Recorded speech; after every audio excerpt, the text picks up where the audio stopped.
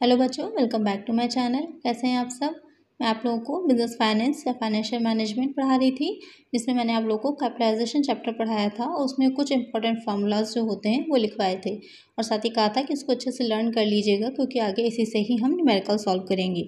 तो आज आप लोग के इसी चैप्टर के न्यूमेरिकल क्वेश्चन सॉल्व करवाएंगे। तो सबसे पहला क्वेश्चन जो लेते हैं, उसमें जो भी आपने फार्मूलाज याद किए थे समझ लीजिए वो डायरेक्टली आपके यहाँ पर अप्लाई होंगे। बस आपको ये चीज़ ध्यान देनी है कि कौन सी चीज़ आपको इसमें से नहीं लेनी है, क्योंकि काफ़ी इन्फॉर्मेशन दी होगी, कुछ आपके काम की होगी, कुछ नहीं होगी। तो वही चीज़ आपको देखनी होगी कि कौन से आपके काम की है। वीडियो को लास्ट तक देखिएगा, बहुत अच्छे क्वेश्चंस हैं। और जिन बच्चों ने चैनल को सब्सक्राइब नहीं किया है तो जल्दी से चैनल को पहले सब्सक्राइब कर दीजिए और नोटिफिकेशन बिल को भी ज़रूर ऑन कर दीजिएगा और अपने फ्रेंड्स के साथ वीडियो को शेयर कर दीजिए और लाइक भी कर दीजिए। आइए शुरू करते हैं। एक बार क्विकली रिवीजन कर लेते हैं जो फार्मूलाज मैंने आप लोग को नोट करवाए थे। पहला था एक्चुअल रेट ऑफ अर्निंग का क्या फार्मूला था, actual profit into 100 upon capital employed.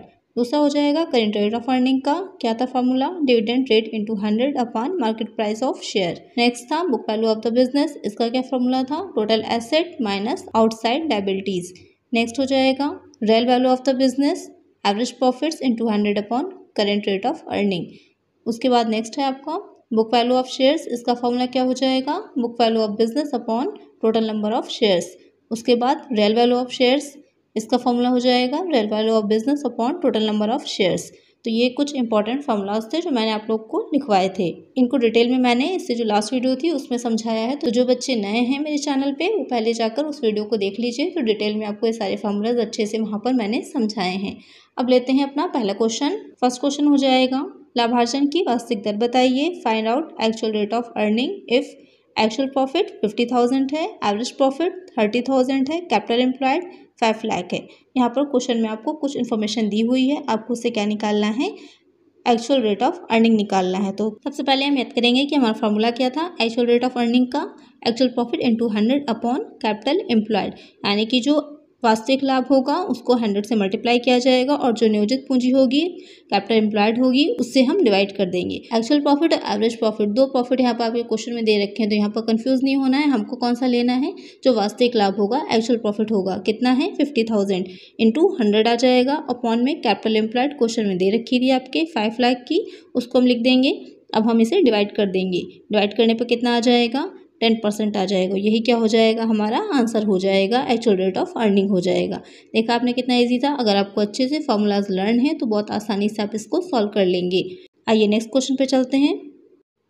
Next question है निम्न आंकड़ों से लाभार्जन की प्रचलित दर ज्ञात कीजिए, calculate current rate of earning from the following data. Dividend rate दे रखा है 9.50, मार्केट प्राइस ऑफ शेयर अंश का बाजार मूल्य है 150, फेस वैल्यू ऑफ शेयर अंश का अंकित मूल्य है 100। तो यहाँ पर आपको क्वेश्चन में कुछ चीज़ें दे रखी हैं इन्फॉर्मेशन, आपको क्या निकालना है, करंट रेट ऑफ अर्निंग निकालना है। सबसे पहले हमें क्या देखना है कि इसका फॉर्मूला क्या होता है। तो करंट रेट ऑफ अर्निंग निकालने का फॉर्मूला हो जाएगा dividend rate into 100 upon market price of shares.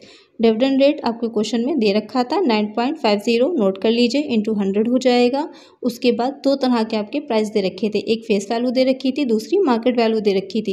लेकिन हमको यहाँ पर कौन सी चाहिए है, मार्केट प्राइस चाहिए। सबसे ज़्यादा कन्फ्यूजन यहीं पर होती है कि इसमें जो ज़्यादा इन्फॉर्मेशन दे दी जाती है जिसका हमारे लिए कोई भी यूज़ नहीं होता, वहीं पर हम कन्फ्यूज़ हो जाते हैं। जैसे यहाँ पर आप फेस वैल्यू अगर लिख देंगे तो क्या होगा, आंसर गलत हो जाएगा। यहाँ पर हमको क्या लेना है, मार्केट प्राइस ऑफ शेयर लेना है, जो कि कितनी हो जाएगी 150। मल्टीप्लाई कर दीजिए पहले 9.50 इंटू 100 को, उसके बाद उसे हम 150 से डिवाइड कर देंगे। डिवाइड करने पर कितना आ जाएगा 6.33%। यही हो जाएगा हमारा answer. Current rate of earning कितनी हो जाएगी 6.33। आई होप आपको समझ में आ रहा होगा अच्छे से। नेक्स्ट क्वेश्चन लेते हैं। लास्ट में आपको इससे कंबाइन करके भी एक क्वेश्चन होगा जिसमें सारे आपको चीज़ें निकाल के लास्ट में बताना होगा कि कैपिटलाइजेशन की सिचुएशन क्या है, अति पूंजीकरण है या फिर अल्प पूंजीकरण है, ओवर कैपिटलाइजेशन है या अंडर कैपिटलाइजेशन है या फिर ऑप्टिमम है यानी कि अनुकूल है। नेक्स्ट क्वेश्चन लेते हैं। व्यवसाय का वास्तविक मूल्य बताइए, find out real value of business. Actual profit वास्तविक लाभ 50,000 का है, एवरेज प्रॉफिट औसत लाभ 40,000 का है, लाभार्जन की वास्तविक दर एक्चुअल रेट ऑफ अर्निंग 8% है। लाभार्जन की प्रचलित दर करंट रेट ऑफ अर्निंग 10% है। आपको इससे क्या निकालना है? रियल वैल्यू ऑफ बिजनेस निकालना है। बहुत इंपॉर्टेंट क्वेश्चन है आपके एग्जाम में। डायरेक्टली एमसीक्यूज अगर क्वेश्चन आपके आ रहे हैं तो डायरेक्टली ऐसे ही दे रखा होगा, आपसे कह देगा इसको निकाल के बताइए। नीचे ऑप्शंस दे रखे होंगे तो आपको करेक्ट आंसर पर टिक करना है। बहुत आसान है। आपको अगर फॉर्मूलाज लर्न होंगे तो आप ओरल ही इसे सॉल्व कर सकते हैं, आपको लिखने की भी जरूरत नहीं पड़ेगी। और जिन लोगों का डिस्क्रिप्टिव पेपर होगा तो उन लोगों के लिए भी इसके शॉर्ट में क्वेश्चंस आप लोग के आ सकते हैं। तो चलिए इसको सॉल्व करते हैं। कैसे करेंगे? सबसे पहले इसका फॉर्मूला नोट करना है। रियल वैल्यू ऑफ बिजनेस का फॉर्मूला क्या था? Average profit into 100 upon current rate of earning. Average profit कितना है क्वेश्चन में आपके दे रखा है। एवरेज प्रॉफिट और एक्चुअल प्रॉफिट दो तरह के प्रॉफिट दे रखे हैं। हमको कौन सा चाहिए है? एवरेज प्रॉफिट चाहिए है। एक्चुअल प्रॉफिट हमें कहाँ पर चाहिए होता है? जब हम एक्चुअल रेट ऑफ अर्निंग निकाल रहे होते हैं। यहाँ पर हम क्या निकाल रहे हैं? रियल वैल्यू ऑफ बिजनेस निकाल रहे हैं।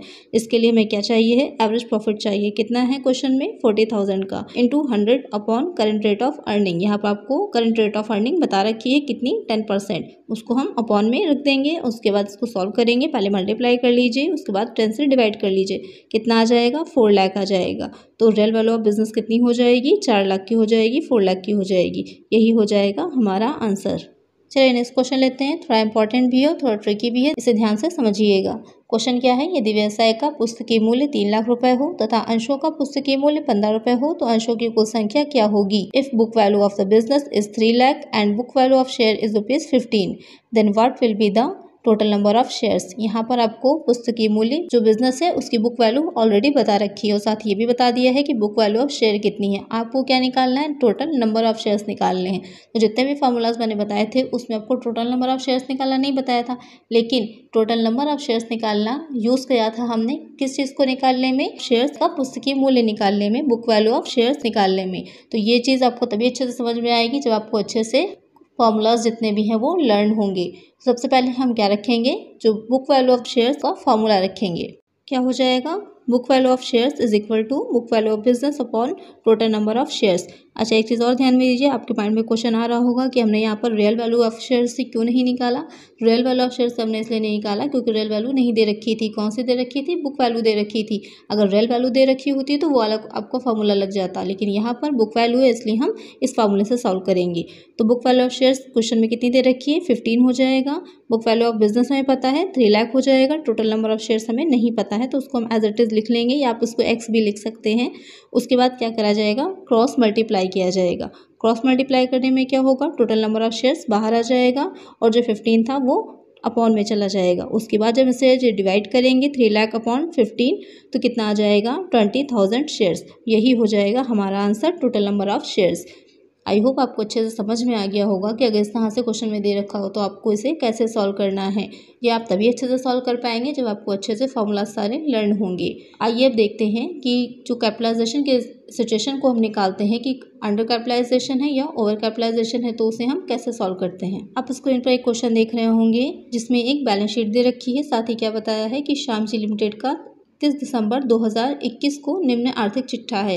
The balance sheet of Shyamji limited as on 31 December 2021 is given blue. एक साइड लायबिलिटी साइड हो जाता है, दूसरा साइड हो जाएगा एसेट साइड। लायबिलिटी में क्या दे रखा है? शेयर कैपिटल दे रखी है 20,000 शेयर्स ऑफ ₹10 ईच 2 लाख के। रिजर्व सरप्लस दे रखी है 1 लाख की। करंट लायबिलिटीज दे रखी है 50,000 की।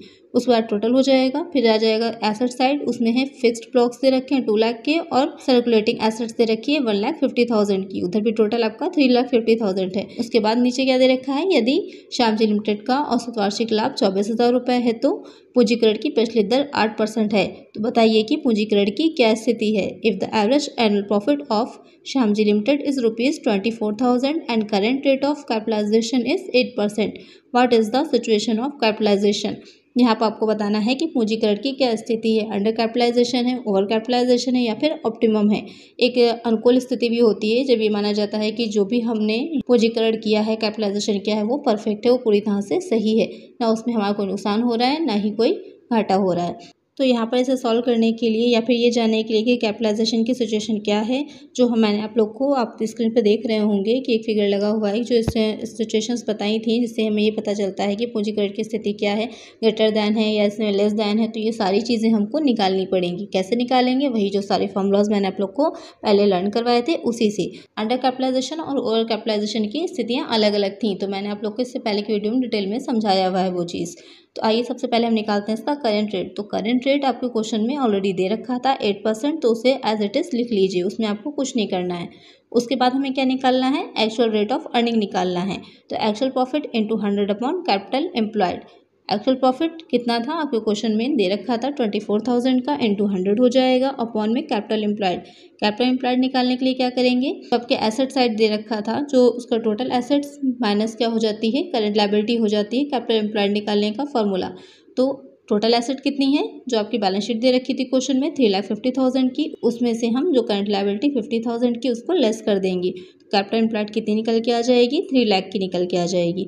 उसके बाद जब इसे हम सॉल्व करेंगे तो कितना आ जाएगा? 8% आ जाएगा, यानी कि एक्चुअल रेट ऑफ अर्निंग भी कितना हो जाएगा हमारा? 8%। उसके बाद हमें निकालना है book value of the business.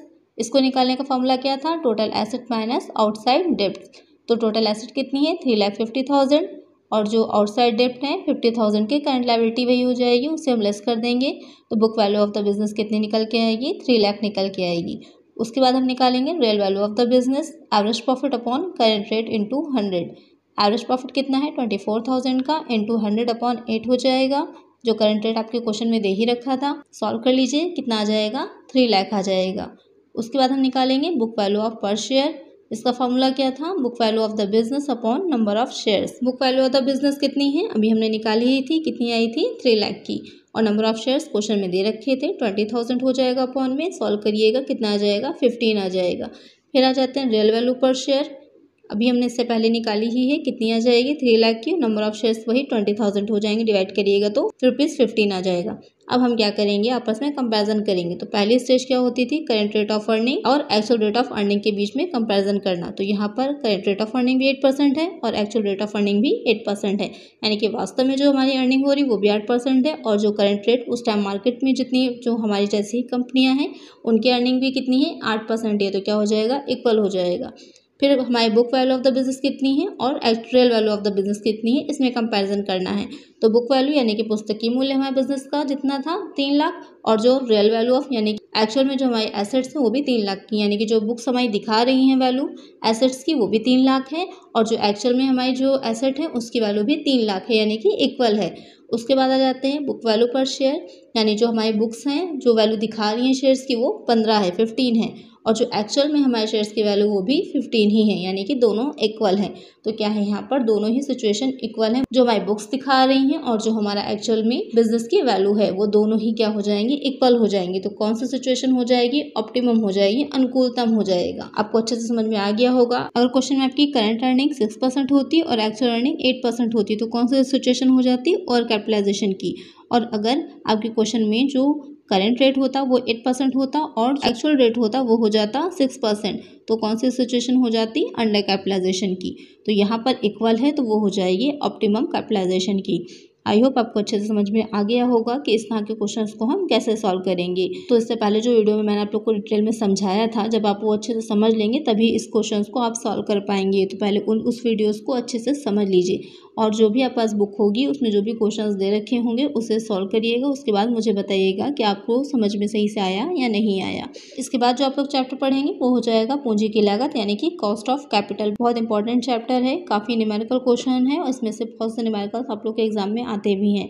तो उस चैप्टर को बहुत अच्छे से पढ़िएगा, इसे के भी सारे न्यूमेरिकल जो भी आपके बुक में होंगे वो सॉल्व करिएगा। मिलते हैं नेक्स्ट वीडियो में। अगर वीडियो अच्छी लगी हो तो जल्दी से लाइक कर दीजिए, और चैनल को सब्सक्राइब नहीं किया है अभी तक तो पहले चैनल को सब्सक्राइब कर दीजिए, और नोटिफिकेशन बिल को भी ज़रूर ऑन कर दीजिएगा, और ज़्यादा से ज़्यादा फ्रेंड्स के साथ शेयर भी कर दीजिएगा। मिलते हैं नेक्स्ट वीडियो में। Thank you.